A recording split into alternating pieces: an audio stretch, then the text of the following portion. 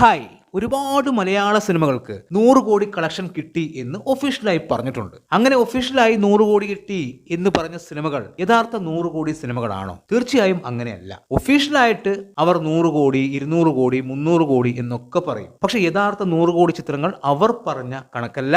ട്രാക്കേഴ്സിന്റെ കണക്ക് പ്രകാരമുള്ള 100 കോടി ചിത്രങ്ങൾ മാത്രമാണ് മലയാളത്തിൽ 100 കോടി ചിത്രങ്ങളായിട്ട് നമ്മൾ അംഗീകരിച്ചിട്ടുള്ളൂ. ഇപ്പോൾ പല സിനിമകളും 100 കോടി നേടി എന്ന് പറഞ്ഞിട്ടുണ്ട്. പക്ഷെ അതൊന്നും 100 കോടി ചിത്രങ്ങളായിട്ട് നമ്മൾ കൂട്ടിയിട്ടില്ല. ട്രാക്കേഴ്സ് എന്ത് പുറത്തുവിടുന്നോ അതാണ് നമ്മൾ കണക്ക് കൂട്ടുന്നു. ഇപ്പോൾ ട്രാക്കേഴ്സ് പറഞ്ഞ കണക്ക് പ്രകാരം തന്നെയാണ് ഇപ്പോഴുള്ള 100 കോടി ചിത്രങ്ങളെല്ലാം ഉണ്ടായത്. ലോക എന്ന സിനിമ ട്രാക്കേഴ്സ് കണക്ക് പ്രകാരം 303 കോടി രൂപയാണ്. അതുപോലെ എമ്പുരാൻ എന്ന സിനിമ ട്രാക്കേഴ്സിന്റെ കണക്ക് പ്രകാരം 265 കോടിക്ക് മുകളിലാണ്. അതുപോലെ തുടരും, മഞ്ഞുമ്മൽ ബോയ്സ്, ഇതെല്ലാം 200 കോടി കടന്നത് ട്രാക്കേഴ്സിന്റെ കണക്ക് പ്രകാരം തന്നെയാണ്. അവരുടെ കണക്കിൽ ഈ സിനിമകളെല്ലാം 200 കോടി കടന്നിട്ടുണ്ട്. അതുപോലെ ARM, മാർക്കോ, സർവം മായ, അതുപോലുള്ള 100 കോടി ചിത്രങ്ങളെല്ലാം ട്രാക്കേഴ്സിന്റെ കണക്ക് പ്രകാരം തന്നെയാണ്, അല്ലാതെ ഒഫീഷ്യലായി തള്ളിയതൊന്നുമല്ല. ഇവിടെ 7 ദിവസം കൊണ്ട് ആട് 3 എന്ന സിനിമ 101 കോടി കളക്ഷനായി നേടി എന്നുള്ളതാണ് ഒഫീഷ്യലായി വന്നിരിക്കുന്നത്. പക്ഷെ ട്രാക്കേഴ്സിന്റെ കണക്ക് പ്രകാരം 7 ദിവസം കൊണ്ട് സിനിമ 100 കോടി നേടിയിട്ടില്ല എന്നുള്ളത് തന്നെയാണ്.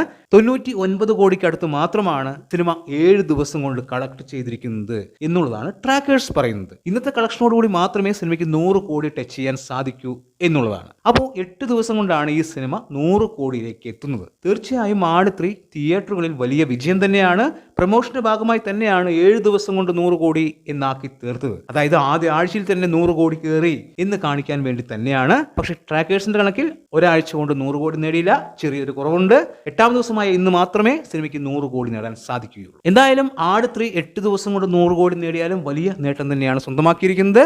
ഏറ്റവും വേഗത്തിൽ 100 കോടി നേടിയ 5 ചിത്രങ്ങൾ അത് ഏതൊക്കെയാണ് എന്ന് നോക്കാം. 5ാം സ്ഥാനത്ത് ആടുജീവിതം എന്ന സിനിമയാണ്. 9 ദിവസം കൊണ്ടാണ് ആടുജീവിതം 100 കോടി എന്ന നേട്ടം സ്വന്തമാക്കിയത്. 4ാം സ്ഥാനത്താണ് ആട് 3. 8 ദിവസം കൊണ്ട് 100 കോടി എന്ന നേട്ടം ആട് 3 സ്വന്തമാക്കി. 3ാം സ്ഥാനത്ത് ലോക എന്ന സിനിമയാണ്. 7 ദിവസം കൊണ്ടാണ് ലോക 100 കോടി എന്ന നേട്ടം സ്വന്തമാക്കിയത്.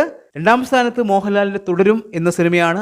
6 ദിവസം കൊണ്ടാണ് തുടരും 100 കോടി എന്ന നേട്ടം സ്വന്തമാക്കിയത്. 1ാം സ്ഥാനത്ത് നമ്മൾക്ക് എല്ലാവർക്കും അറിയാം എമ്പുരാൻ എന്ന സിനിമയാണ്.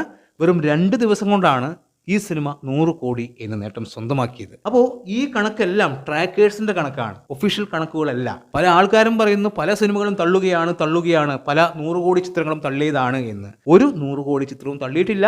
പ്രൊഡ്യൂസർമാർ തള്ളുമായിരിക്കും, പക്ഷെ 100 കോടി ചിത്രങ്ങളെല്ലാം ട്രാക്കേഴ്സിന്റെ കണക്ക് പ്രകാരം തന്നെ വന്നതാണ്. കണക്കിലില്ലാത്ത ഒരുപാട് 100 കോടി ചിത്രങ്ങളുണ്ട്. അല്ലാതെ പ്രൊഡ്യൂസർമാർ തള്ളിയത് കൊണ്ട് അത് 100 കോടി ചിത്രമാവുന്നില്ല.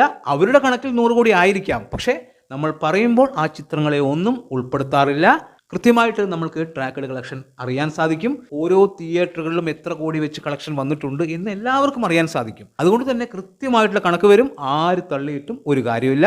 ആട് 3 8 ദിവസം കൊണ്ടാണ് 100 കോടി നേടിയിരിക്കുന്നത് എന്നാണ് ട്രാക്കേഴ്സ് പറയുന്നത്.